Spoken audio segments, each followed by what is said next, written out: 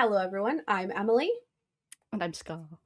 and welcome back to another episode of the Cottage Horse Podcast. I wanted to do an intro, but then I realised I had to say my name and not hello, but I was going to go, hello? I'm going to dub that in with the Bloom Boy hello so everyone understands what I was trying to achieve. No, that's just Freddy. That's just funny. It was at the bite of 87. Okay, anyway, it's FNAF, guys. For now. Nothing screams festivities, nothing screams Christmas spirit like FNAF. Well, Like they Five should have Nights at released it Freddy's. in October and not December then. I'm not. I am confused why they have gone with December release dates for it. I guess it's because it's also like it's pre-award season, and I was like, I'm sorry, Blumhouse, but like, respectfully, you're never gonna win anything. That's not shade. That's just because like you're never gonna be seen as like a critically acclaimed movie, nor should you try to be one, because I think that would be really strange. Yeah. Or is it just because like people were like in the holiday spirit and like more likely to go to the cinema? But I don't know, people are less more likely to spend money in December because of Christmas if you celebrate And not Christmas. to mention, like, I know it wasn't the same weekend, but they were right on the heels of Wicked for Good, which is a hard to battle. I will say though, I went to the cinema to see it on. I know we both saw it on the same day. We both saw it on the Saturday. It came out on the Friday. Yes. So Wicked for Good obviously came out, and I was like, when I was booking tickets, I was like looking, and like FNAF was screening like on the Saturday, like pretty much like every 2 hours. Well, every 2.5 hours. So basically, they were doing it back to back to back, not on the same screens, but back to back to back. Yeah. But I went there, and they have like the Wicked like they did their like popcorn bucket, and they did their like drink topper stuff. I don't obviously we probably have different like ones, but anyway, they do that. They had loads. I guess also there's a part of me that's like they probably had more of them in stock, but I would like to say that all the FNAF ones were sold out, and this movie had only been out for 24 hours. And I was like, I think that's pretty cunty. And everyone was like, can I get the FNAF drink topper? And they were like, we literally have no more. And everyone was really upset. Well, it's because all 12 FNAF fans bought it on opening night. Sorry. No, but I was just like, in my head, I was like, haha. Then I was like, no, realistically, they obviously have more shipment of Wicked stuff. But I was just like, oh my God, the divas, and it came. But my cinema was sold out. It was full. It was jam-packed. Ours was pretty close. There was a couple seats, but it was pretty much. Although, so ours also was running like multiple times, multiple theaters. So I don't think not having it sold out is really a testament to anything, because there were a lot of showings of it. I think like, because there's different versions that you can see at my theater. There's like this, I think they call it like XDS. I don't know. It's really loud. I actually hate it. It's so overstimulating. So there was that, and then there were like 2 other chunkings of regular ones. So, like we went to the 6:30, but then there was even like a 7 o'clock. So it was like starting like 30 minutes later. So for some reason, like this. So the cinema that we go to, the Odeon, shout out to anybody who goes to the Odeon, although most people don't because it's expensive. Although I will say it is now cheaper than some other cinemas in the realm, but that's beside the point. But they have these things called XL screens. I don't actually know what the difference is. I'm assuming that it's just bigger, but they only had it exclusively in XL. And I was like, they knew the divas were coming and they showed up. I was a bit nervous because there was like a lot of like, I was gonna say rowdy teens. That sounds really like not okay to say on the internet. But there was a lot of like teenagers, young adults. Not that I'm not a young adult, but I was a bit like worried that it was gonna be like not the vibe. I was like, oh, they're just gonna be like yapping. But no, the people in the crowd like made this experience like 1,000 times better, because the way these people were like whooping and cheering at some of like the reveals was so funny. And there was just this one guy that like when we first saw Toy Chica in all her glory did the wolf whistle, and it was great. I was like, these people knew they knew what they were here for, and they delivered, and it was phenomenal. And everyone was like singing to the end credit song, and I was like, you know what, these are the people who came to enjoy a movie. And I was like, this is who it's for these people. I feel like we should put a quick disclaimer. There will be spoilers. We are talking about the movie in full. There will be spoilers, so if you have not seen the movie yet, and you don't want to be spoiled, don't listen to this episode yet. Also, shout out to the woman that brought her newborn baby to my theater. You got to start them young, I guess. The FNAF law is so complicated that if you don't start them from the womb, then they don't stand a chance. Think about how many videos they have to catch up on. You know, it's funny. It's funny. We were talking a little bit about the lore before we started recording, and like I know that's a big thing people are mad about. Of like it's not following the games. They never said it was going to. They said from the beginning that the movie and the books and the games are all like same universe, slightly different lore. I love that. Personally, I felt like I was the perfect audience for this movie because Mm, I'm not like a hardcore FNAF girly. I've watched a couple playthroughs of a couple of the games. I know like bits and pieces here. I still don't fully understand everything, but I yeah. knew enough that A, it was enjoyable for me, and B, I like got the references and the little Easter eggs they were like sprinkling in there. So I feel like I was like the perfect audience for this movie because I enjoyed it, but I also didn't care enough that it wasn't lore accurate. I think also the thing with the law accurate thing is I'm pretty sure Scott Cawthon was said this, like in regards to books and movies, where he's like you said, they're not the same. They're not meant to be the same entity, but it is like, oh, potentially, all the IP feeds into each other. So like something in the books, or like 57 of them, however many there are, could tie into the game. Like it's actually like I know a new FNAF game came out, and I know a lot of people like kind of were able to predict the story once the trailer dropped because they were like, oh, we've actually seen this occur in the books, because obviously like the books are easier to like churn out just because that's how that kind of media is expressed. So it's the same with the movie, where it's like, oh, people, when the second trailer dropped and we see Vanessa take out something from a closet and put out trinkets, people are like, oh, was that what was the FNAF 4 box or whatever game it was from that never got opened? It's like, oh, so they can kind of feed into each other. But I think if you're going to sit there and be like, well, actually, I'd be like, it's just not for you. You were never going to enjoy this for what it was, because I'm like, it was always going to be silly goofy. The franchise is silly goofy. It's camp. Blumhouse took it and were like, yo, we're gonna make it funky fresh. We're gonna get Jim Henson's puppet company to come in, build these fucking animatronics, and go wild with it. And I was like, I'm here. I have a I also poster. I'm here think for it. if it followed the games exactly, like if it followed the lore exactly, that'd be kind of boring because, like, yes, I Yes, know it we would be. want an Until Dawn movie exactly like the game. It's a bit hypocritical. That's a whole other conversation. That's a different kind of worms. But yeah, but like in general, like I think it'd be boring if it followed the exact plot of the games because then like there's nothing they could sprinkle in that would be like fun and exciting because I'm stupid and didn't catch the Michael Afton reveal before it happened. Oh my god. Um, Don't even. I so was frothing at the mouth. So okay, first of all, I have to say, once again, this casting of this movie is perfect because it has you have your old, oh, I hate saying the word old to refer to Matthew Lillard and Skeet, but you have your old horror icons coming in, and then you have these new, like, and then you have like to pull in the lore of like this is a horror movie, but then you just kind of have like other actors in there to like freshen it up a bit. Like, okay, Josh Hutcherson's like definitely not in the peak of his career, like no offense, but like that is the truth. But you've got someone who like is a very he's in the capable peak of his actor. career for me. Yeah, for me, I'm like, yes, king.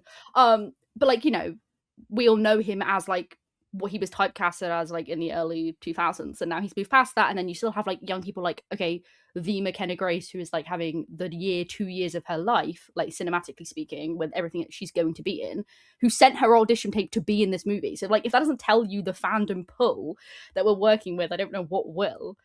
But it's just like, Also, just real quick, that interviewer who outed her on the red carpet about editing crazy work, PETA, crazy work. I would never recover. I would never recover. How do you continue doing press work when you and she like made How do Matthew you Lillard sit edits as next well? to Josh Hutcherson after he's been told that you used to make edits of him? I don't know. I bet he's so like chronically online offline that I think he's just kind of like unbothered about everything. Everything that He man like he consumes, did an he's like interview. so unfazed. Well, first off, he's Brittany Broski. Yeah, is it her? Yes. No, is she the one that does like the medieval? Yes, it is. Yeah. Okay.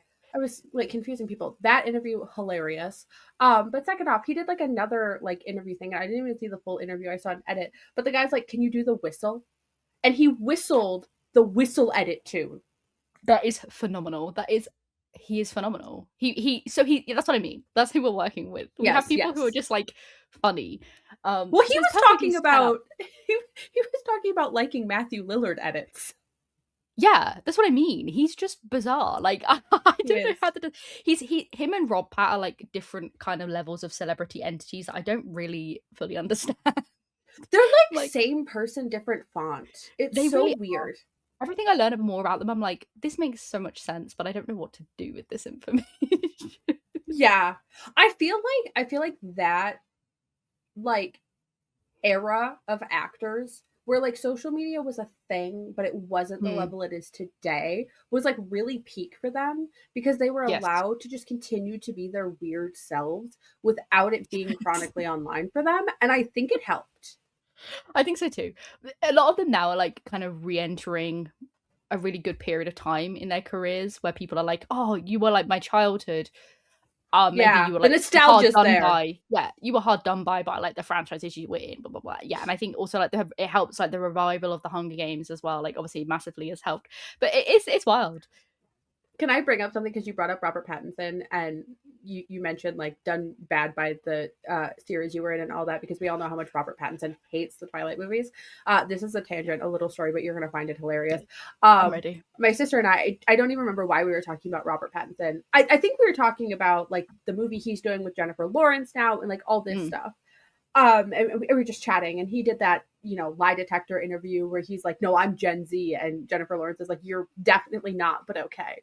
So that whole thing, and then my sister had said something about the Twilight 6 movie, and I was like, "What are you talking about?" And she's like, "What are you talking about?" And I was like, "No, what are you talking about?" And she's like, "The Twilight 6 movie that's coming out." And I was like, "First off, honey, there's no Twilight 5 movie. I mean, like technically there is 5 movies if you Yeah, consider Breaking but Dawn 1 and 2, but I was like, there's no Twilight 6 movie. She's like, "I literally just saw an announcement about this." And I was like, "No, darling, I don't know what you saw, but you did not see that." And she's like, "Are you messing with me right now?" And I was like, "Are you messing with me right now?" I feel like we were like simultaneously like gaslighting each other somehow. And I was like, "No, this is not a thing." She goes, "No, I saw this, Emily. You don't understand." And I was like, I don't I mean, people make some really great fan trailers. But I don't think there's enough money in the world that Robert Pattinson could be paid to go back and do another Twilight movie. Like that is simply not happening.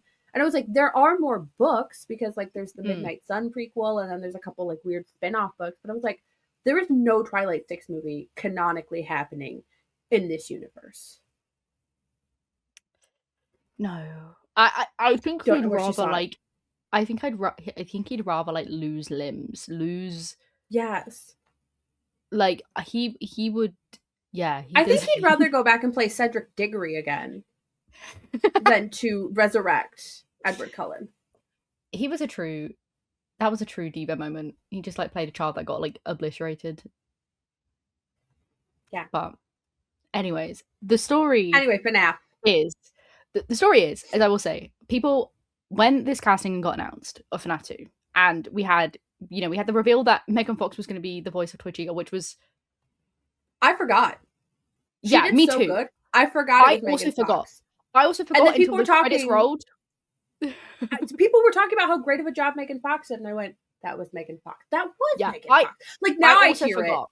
Yeah, Yeah, I I also forgot. forgot because the animatronic speaking is like obviously put through a filter the same, or like they've Right. slightly tweaked their voices because like Matt Pat in Toy Bonnie is like a little bit different, and then even like Kelly Groff is like a little bit different, but that's beside the Yeah. point. But yeah, anyway, that was great. I forgot about that casting, but the casting of Ski, everyone was like, obviously he's going to play Henry Emily, who is like William Afton's business partner. That's pretty much Right. seems like has been confirmed.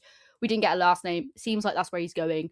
We're definitely going to see more of him because he was like, when Mike left with the music box, obviously there's gonna be more there. I'm very excited. I'm very excited. I have Anyways, thoughts on the music box as well, so I'm gonna me put a too. pin in that. But when we saw Mr. Freddie Carter being cast, we were both like, the fuck? Because if you don't know, Freddie Carter is like I think he became into stardom via it's like the Shadow and Bone series where he plays Kaz Brecker from Six of That is Crows. mainly what he's known for. Yeah, that's what people like. If you saw his face, or have you seen videos of him or edits of him, that is the character you've probably seen him portray, and he's phenomenal in it. He's the casting in general in that, especially of the crows, is phenomenal. But his casting in it is brilliant, and I love what he did with it.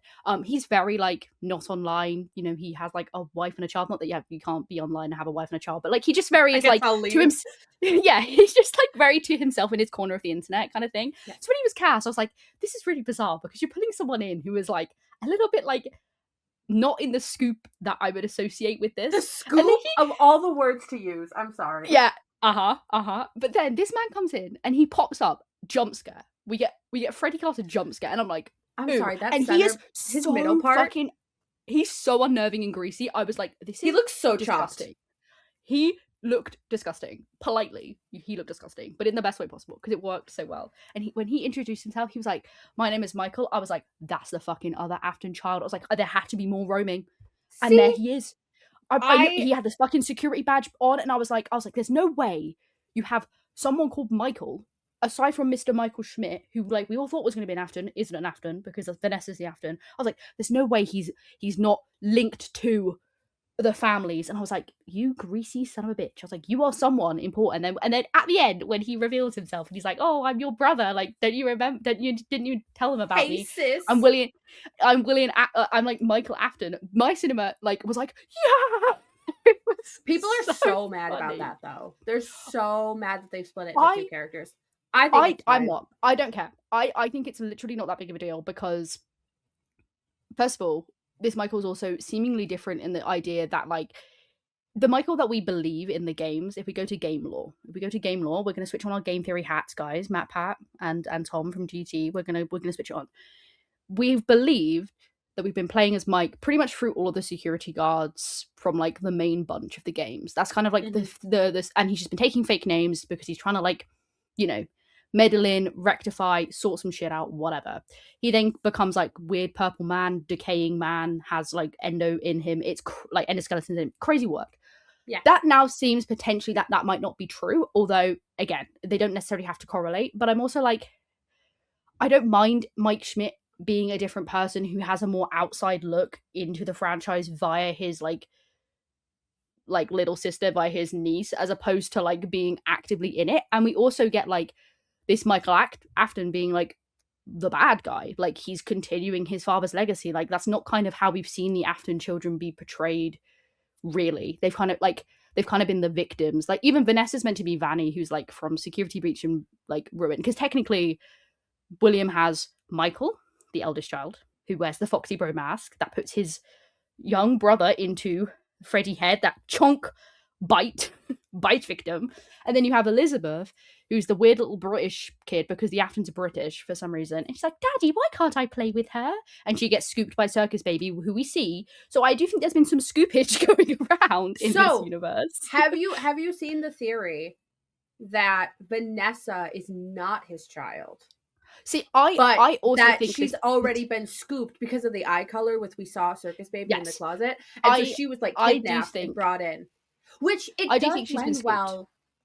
does lend well with that, because like when she's having like her little like flashback moment things, like Matthew Lillard's character was putting so much emphasis on like, you're my child, you're mine, yeah. You have a purpose, which I think does lend to that theory. So especially because you have a purpose is very like, it's very crazy. Also, I think Michael said Michael A, not Michael Schmidt.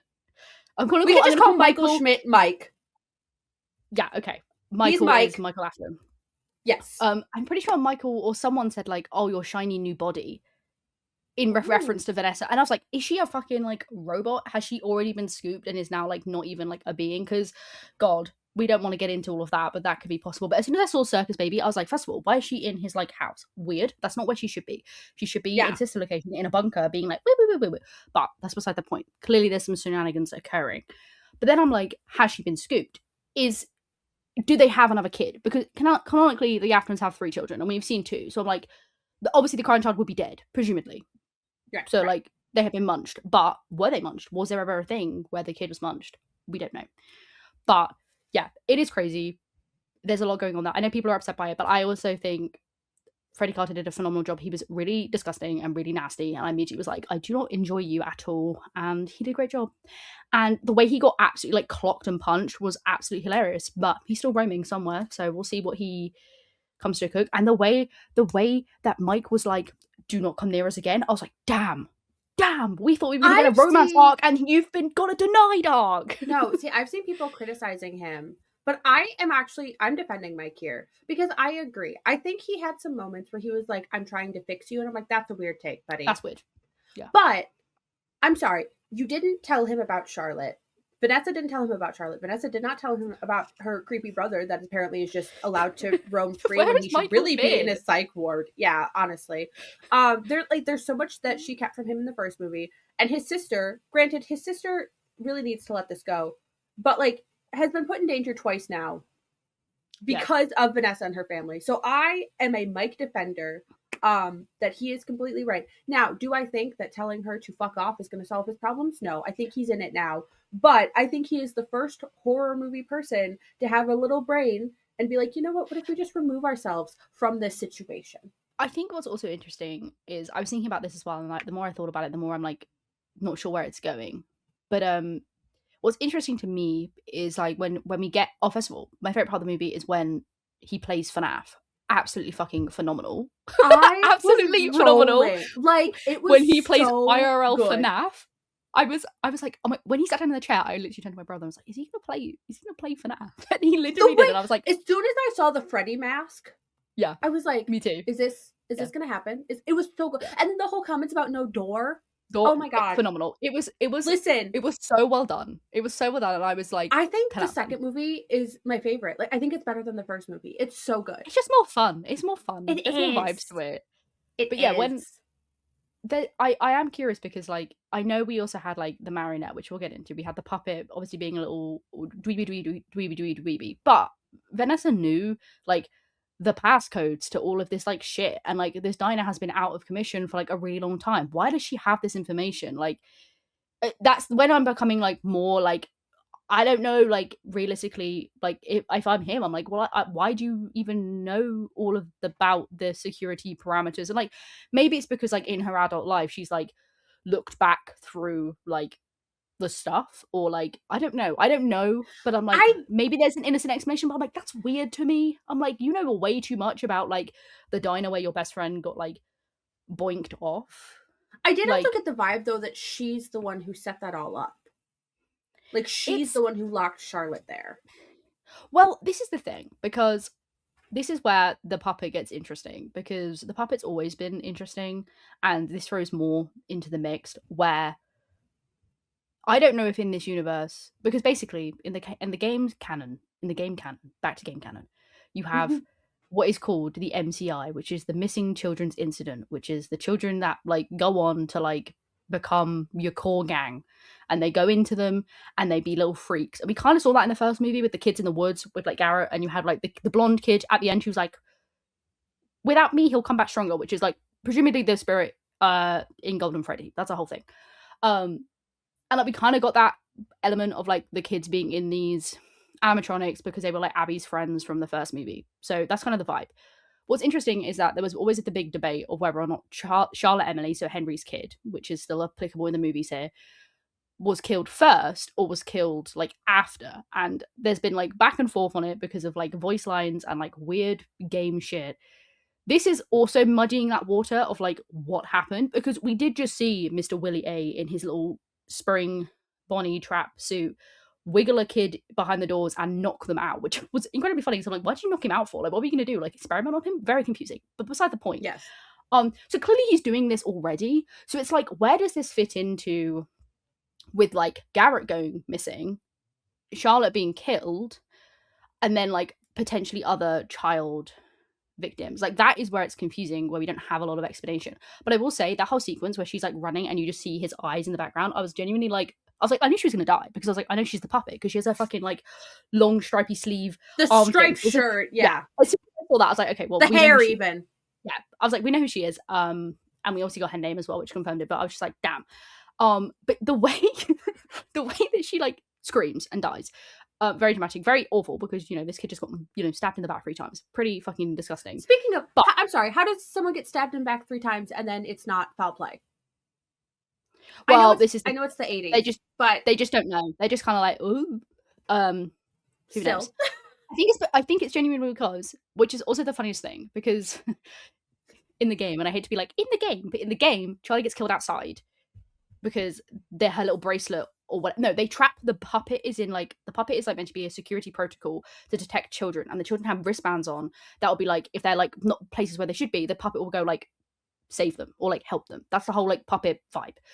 But the kids are bullying Charlotte, and they put a box on top of the puppet box that we actually see in the movie, so the puppet can't come out, and they locked Charlotte outside, and Charlotte's outside in the rain crying, and then Mr. Willie A, being a little bitch boy who's like pissed at something, goes and kills her, and then the puppet like comes out and like cuddles her in the rain, and then they like fuse. That's kind of how they fuse. And in the movie, it's a similar kind of concept where the puppet comes out the trap door for some reason, and then she's cradling her, and it's terrifying with the puppet's like eye, the marionette's eyes being like droopy weird.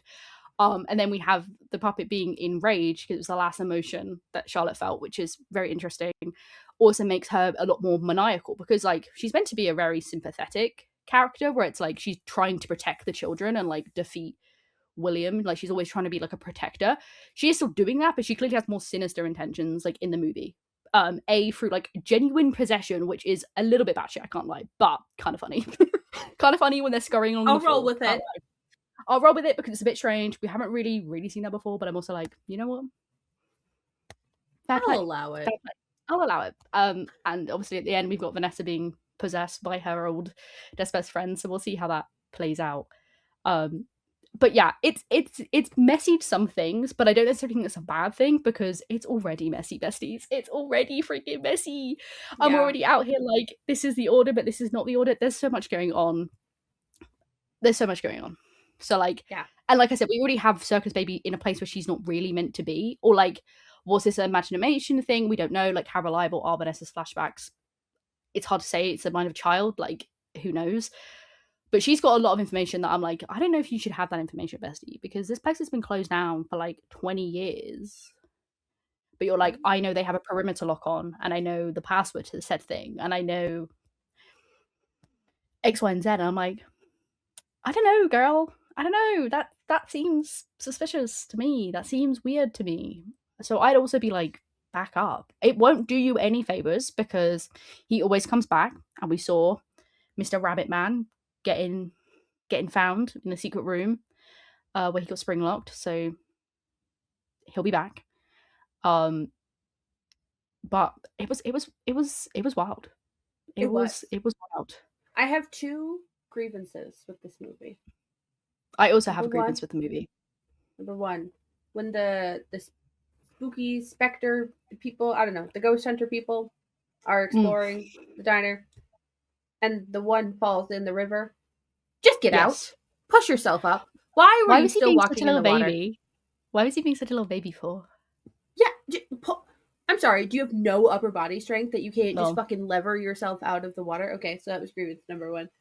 Number 2, Skeet Ulrich's character was very clear. The music box calms her down. And so when Mike came in with the music box and he had it open, I was like, yes, you remembered. And then he immediately shut it. Yeah, bizarre behavior. Like, he just was like, I've done it. He's like, I've done it. I'm like, she's still in the house. Well, it's also because like, and this is the thing, he didn't see this, but it's also like when we see McKenna Grace's character, like, what's her name, Lisa? When we see Lisa go down there, the original music box that was left there by Vanessa. Yes. Which, how is it still playing? Well, this is the thing. I don't know. That's bizarre. But the idea is that it is still playing. And that's the whole concept of the puppet anyway, from like game mechanic point of view. So, but obviously Mike didn't know this. So whatever. But yes, I am like big clown mode.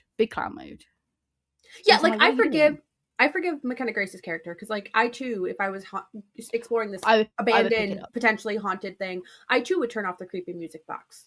Yeah. Valid. But then Mike, she should have left it fucking... There's something really like unsettling about the puppet crawling inside your being. That is a different level of like that I was not anticipating. It was interesting too because like when we see McKenna Grace, you see her first because Abby's watching their little ghost hunting thing, and so you get like a little sneak peek into it, and then we see them going to the location, and I was like, McKenna Grace has been in like all the press interviews with like the main cast, so like she's clearly not gonna die here. She's gonna play a bigger part. And then when she was walking down there, I was like, this is pretty crazy, but like she's definitely gonna play a bigger part. And then all of a sudden she was that creepy ass puppet, and I was like, oh, okay. Gnarly. That the whole puppet like possession thing was like really weird. But also what was more odd, what I will say, is that when McKenna Grace was the puppet, she was obviously like the puppet. Like she was like had these tendrils. When Vanessa got possessed by puppet, she kind of didn't presumably she didn't kind of have the tendrils. She just kind of had the eyes and a little bit of like tear staining. So different kind of like. I mean, we didn't see her though at the same time because I feel like at first McKenna only had like the face, and then she kind of like continued to morph. Tentacly. Yeah, But it's like really they interesting really though. closed up on Vanessa's face, so it's possible That we is just true. didn't see all that. That is true. I will say my one grievance with the movie is I wish more people died. Yes. Let my animatronics kill more people. And like, listen, I know they're trying to make the animatronics a little bit more like sympathetic, and that's true. Like, I get it, because also like Yeah. we do have to remember these are like dead kids that were like murdered, and like it's pretty horrific. And I think sometimes it's easy to detach from that because the series is quite like silly. So like it is awful. And watching that cold open with Charlotte like genuinely get murdered, like stabbed in the back, was like fucking atrocious. And then it goes into this little like fun jingle tune. I was genuinely like a little bit horrified. I was like, oh god. Yeah, okay, this is what we're dealing with. But I was like, I will say, I knew the science teacher was going to die. As soon as he was like chatting shit, I was like, I fucking know Oh, you're going to yeah. get your ass beat. And then as soon as Chica was like, I'll be your science fair project, I was like, let's fucking go. Let's go. And that bird crushed his head like a little grape. Oh, 10 out of 10. That's my diva. But I just wanted a little bit more violence. But they kept I feel stopping like the this twin one was less animatronics just because they gory. were going to. It's a lot less gory. It's a lot less gory.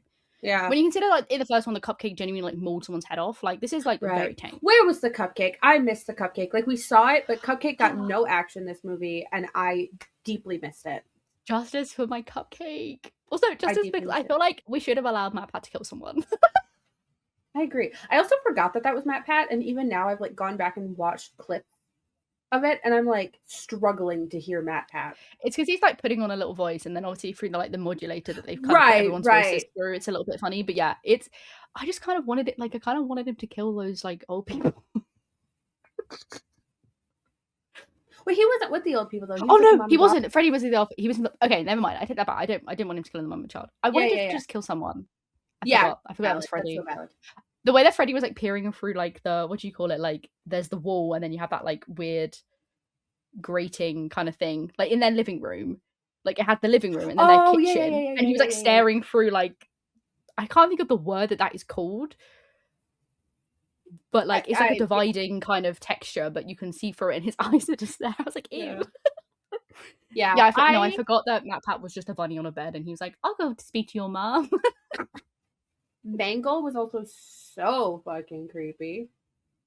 Yeah, Mangle was crazy. Just kind of being that is a dog I don't want to pet, that's for sure. But was just like committing. Potentially was like trying to commit like vehicular manslaughter, like swerving Vanessa off the road into another vehicle. Yeah. One of my favorite parts of the movie was when Freddy went to Faz Fest. He was like, you know where I'm gonna go? Faz Fest. And I was like, so true, King. And all the kids were like, your costume's so good. I was like, yes, that's my go. He was loving his life there. I was so pleased for him. I was like, yay. Yeah. But I genuinely got a little bit emotional when the other animatronic showed up and then like collapsed on the floor. I was like, this is actually kind of horrific. Like, I know. And now all the ghosts have like supposedly gone. Yeah, supposedly left, which is obviously not how that works in the games. They kind of like persist through. Curious to see how that goes. I do like though that like I don't know. The actress who plays Abby, and this is not her fault. We've talked about this in like other stuff of like casting kids, and unfortunately things happen. She was not passing for her age anymore. She went through like a hella growth spurt. And like I could tell like she would kind of like try and like hunch her shoulders and stuff to seem smaller, and it was not working at all. And so there were times where I was like, give it up with your imaginary ghost friends, okay? And then I remember like, no, she is still a literal child. Yeah, she's still a literal kid. Also, actually, one of my favorite parts of the movie was when they're in the like Freddy's from the first movie, and they go and she's like sat there and she's like having her moment, which as she does, and then he's like, oh, they'll still be with you in the heart. Mega cringe, but funny. And then they go to the prize counter and he picks up the Freddy plush and he squeezes it and it goes dom dom dom like in a really staticky like. I was like, that's, and he's like, oh, why does it sound like that? The way he's like sitting startled by it, I was like, that is such good like just prop comedic acting. I was like, that's so well done. And then she picks up the freaking like weird ass Faz talker machine, and I'm like, this is weird. Yeah. I will say also, like, I understand that they're obviously setting up for a third movie. Yeah. But this one did, I feel like, end very abruptly.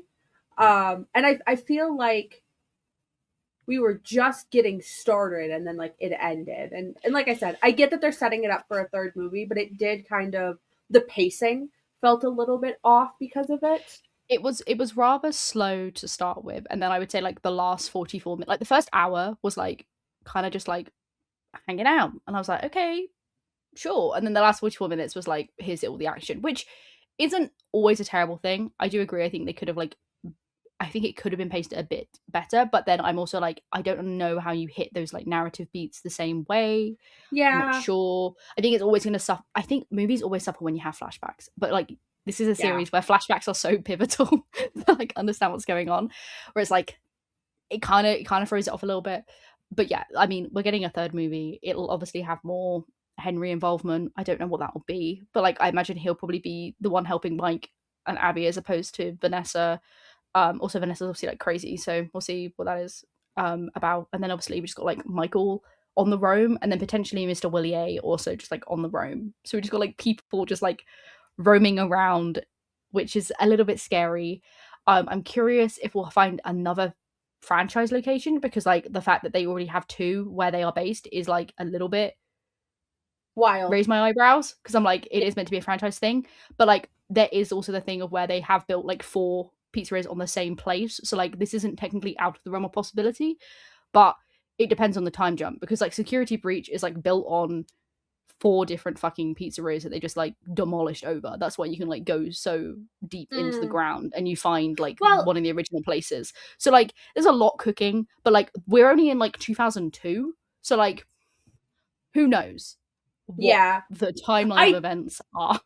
I did also kind of get the vibe that the one we see in this movie was like the original, and it got It seems like it, shut yeah. down, and then like they franchised out. So like Yes. that I can understand why there's two, but I agree, like any more than that, especially in what to me presumably seems like a small town, considering Abby is It out seems here like it. biking everywhere.